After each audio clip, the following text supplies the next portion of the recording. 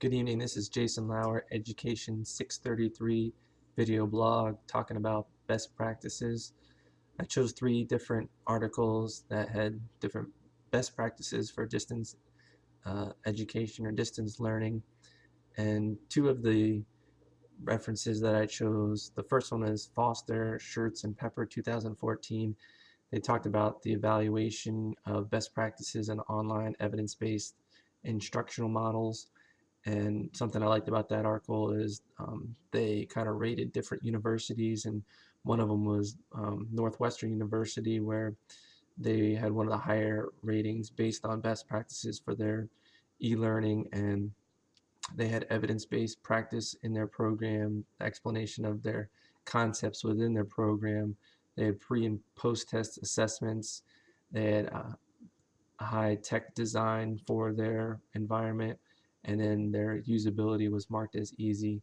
So not going into too much detail about that particular reference, I liked that they graded different universities on their e-learning programs.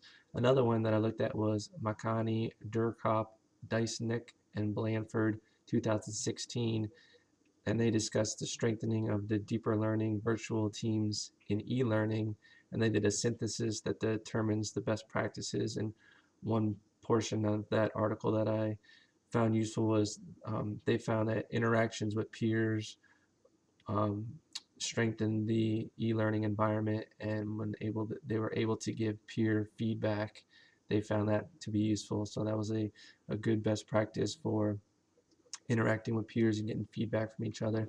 The article I wanted to focus more on was Kinwaji, Anchawari, and Amba 2013, and their article talked about promoting effective e-learning practices through the constructivist pedagogy, and this is the one that most in line with my thoughts and supports my personal theory.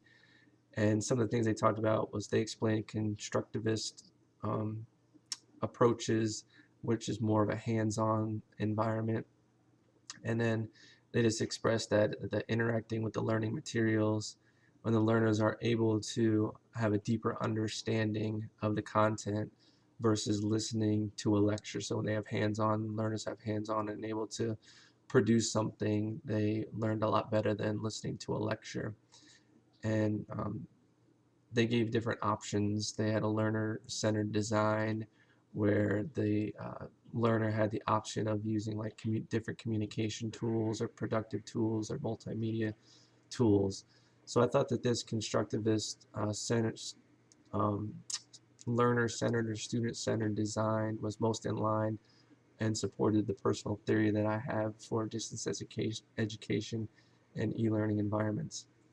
Again, this is Jason Lauer, Education 633. Thank you for watching.